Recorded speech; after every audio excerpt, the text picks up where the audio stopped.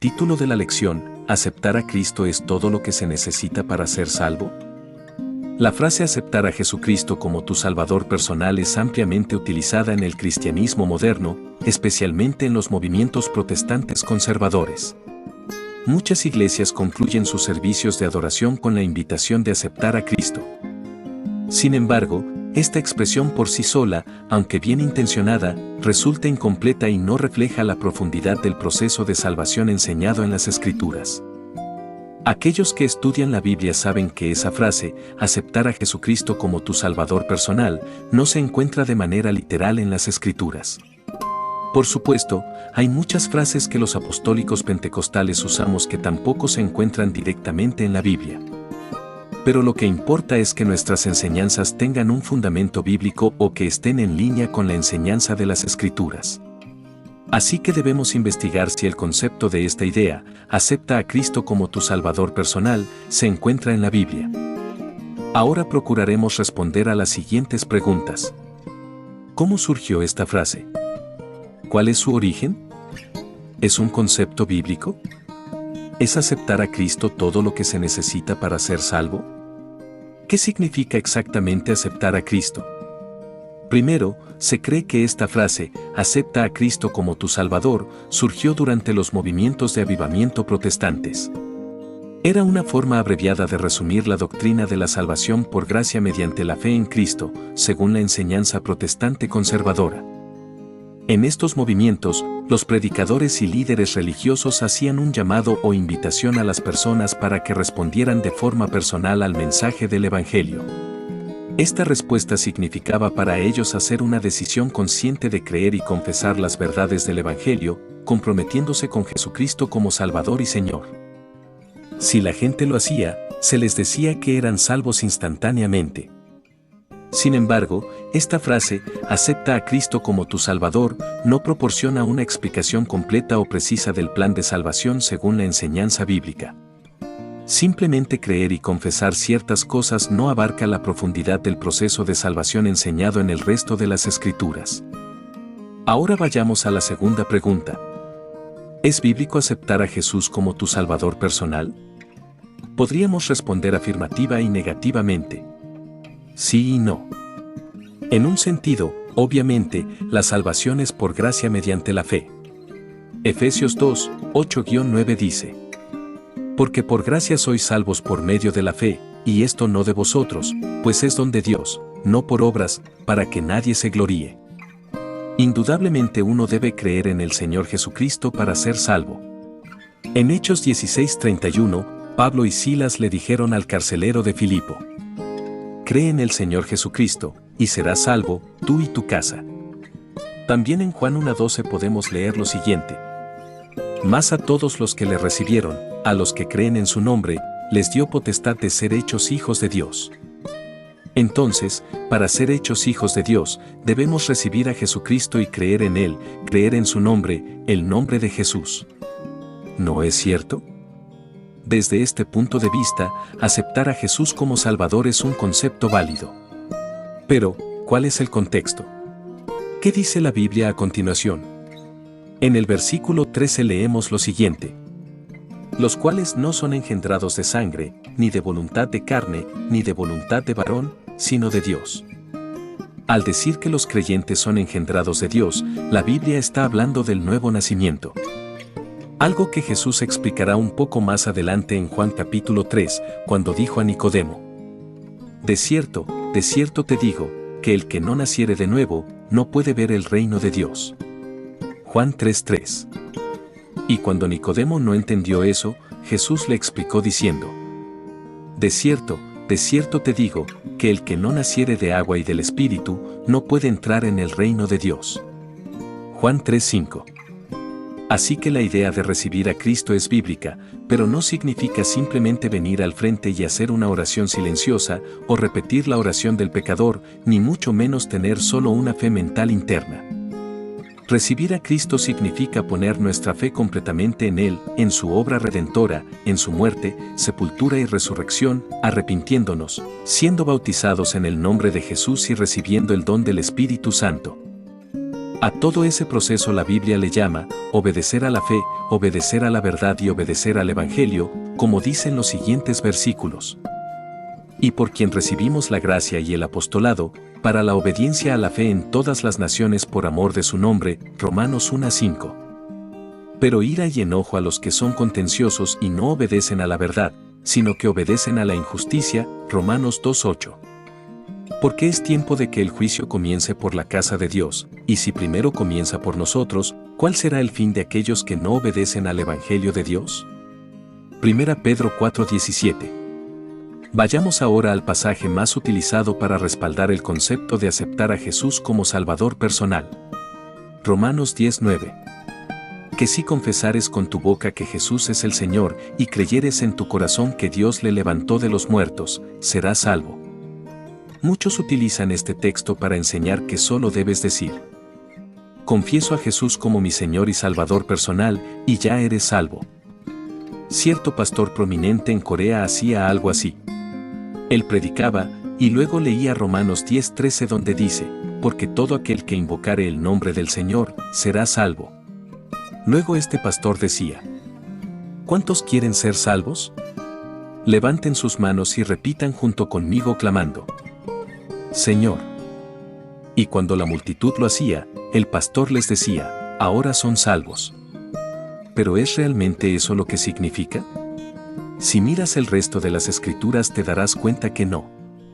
Por ejemplo, el día de Pentecostés, el apóstol Pedro también citó esta promesa. En Hechos 2:21 Pedro dijo: y todo aquel que invocare el nombre del Señor, será salvo. Pero ¿cómo aplicó Pedro esas palabras? ¿Cuál era la manera en que ellos debían invocar a Jesús como Señor? Pues en el bautismo en agua. Ellos debían arrepentirse y ser bautizados en el nombre de Jesús. Por otra parte, en 1 Corintios 12, Pablo señaló la necesidad de la obra del Espíritu Santo en la vida de un individuo, para que éste pueda tener una verdadera confesión de fe en Jesucristo como Señor. 1 Corintios 12:3 dice: por tanto, os hago saber que nadie que hable por el Espíritu de Dios llama anatema a Jesús, y nadie puede llamar a Jesús Señor, sino por el Espíritu Santo. Esto significa que el reconocimiento y la aceptación de Jesús como Señor y Salvador no son simple resultado de una decisión intelectual o emocional, sino que son el fruto de la obra del Espíritu Santo en el corazón humano. Así que invocar el nombre del Señor no es un acto aislado consistente en repetir una breve fórmula, sino que se trata de una rendición total, el comienzo de una nueva forma de vida. Invocar el nombre del Señor es una afirmación bíblica compacta y verdadera, pero que apunta a la plenitud de la salvación en Cristo descrita en otras partes de la Biblia. Por otra parte, reconocer a Jesús como Señor es entregarse a Él en obediencia. Escuche lo que Jesús dijo en Lucas 6:46. ¿Por qué me llamáis, Señor, Señor, y no hacéis lo que yo digo? Esta pregunta resalta la importancia de la obediencia práctica como una verdadera expresión de fe en Cristo. Jesús está señalando que no es suficiente simplemente con llamarle Señor, sino que la verdadera señal de que alguien reconoce su señorío es obedecer sus enseñanzas. En otras palabras, Jesús está instando a sus seguidores a que respalden su confesión de fe con acciones. Esta declaración de Jesús es una advertencia contra la hipocresía espiritual y la mera profesión de fe sin un compromiso real con Él. Nos recuerda que la verdadera fe se manifiesta en acciones concretas de obediencia y servicio a Dios. Así que invocar el nombre del Señor obviamente no se trata solo de gritar, Señor, Señor, sino de creer en Jesús y hacer lo que Él dice. En Mateo 7:21, Jesús nos enseña que no todos los que le dicen Señor, Señor entrarán en el reino de los cielos, sino aquellos que hacen la voluntad del Padre Celestial. Esto podría parecer contradecir Romanos 10:13, donde se dice que todo el que invoque el nombre del Señor será salvo. Sin embargo, no hay ninguna contradicción. Romanos enseña que la salvación está disponible para todos los que confían genuinamente en Jesucristo como su Señor y Salvador y le obedecen como resultado. La fe genuina se manifiesta siempre mediante un cambio profundo en nuestra vida y una sumisión total a Dios. No basta con pronunciar palabras de fe, es esencial que nuestra profesión verbal esté respaldada por una dedicación total a Jesús como nuestro Señor, comprometiéndonos activamente a vivir conforme a su voluntad. En otro sentido, si realmente vas a invocar el nombre del Señor para salvación, debes bautizarte en agua en el nombre de Jesús, como vemos en Hechos 22:16. Allí, un discípulo llamado Ananías le dijo a Saulo de Tarso: «Ahora, pues, ¿por qué te detienes? Levántate y bautízate, y lava tus pecados, invocando su nombre». Saulo experimentó el perdón de sus pecados al ser bautizado en el nombre de Jesucristo. Él quedó limpio, no por el agua sino por la obra redentora de Jesucristo que Saulo aceptó al obedecer el Evangelio. El acto de invocar el nombre de Jesús durante el bautismo indica fe y sumisión a la autoridad y el señorío de Jesucristo. Para finalizar, volvamos a Romanos 10, pero esta vez vamos a leer este capítulo desde el versículo 1. Hermanos, ciertamente el anhelo de mi corazón y mi oración a Dios por Israel es para salvación. Porque yo les doy testimonio de que tienen celo de Dios, pero no conforme a ciencia. Porque ignorando la justicia de Dios y procurando establecer la suya propia, no se han sujetado a la justicia de Dios, porque el fin de la ley es Cristo, para justicia a todo aquel que cree. Porque de la justicia que es por la ley Moisés escribe así: el hombre que haga estas cosas, vivirá por ellas. Pero la justicia que es por la fe dice así: no digas en tu corazón, ¿quién subirá al cielo? Esto es, para traer abajo a Cristo, o, ¿quién descenderá al abismo? Esto es, para hacer subir a Cristo de entre los muertos. ¿Mas qué dice? Cerca de ti está la palabra, en tu boca y en tu corazón. Esta es la palabra de fe que predicamos, que si confesares con tu boca que Jesús es el Señor, y creyeres en tu corazón que Dios le levantó de los muertos, serás salvo. Porque con el corazón se cree para justicia, pero con la boca se confiesa para salvación. Pues la Escritura dice: todo aquel que en él creyere, no será avergonzado. Porque no hay diferencia entre judío y griego, pues el mismo que es Señor de todos, es rico para con todos los que le invocan, porque todo aquel que invocare el nombre del Señor, será salvo. Romanos 10, 1, 13. Si hemos prestado atención a este pasaje, nos daremos cuenta que Pablo está explicando algo muy concreto. Que el pueblo judío en su conjunto no es salvo. ¿Por qué no lo son? Porque están tratando de alcanzar la justicia en base a la ley de Moisés, en lugar de confiar en Jesucristo. El pueblo judío, en su mayoría, rechazó a Jesucristo como el Mesías y continuó buscando su propia justicia basada en la observación de la ley. A pesar de su celo religioso, no lograron comprender que la justicia de Dios viene solo a través de la fe en Jesucristo. Luego Pablo explica cómo pueden ser salvos.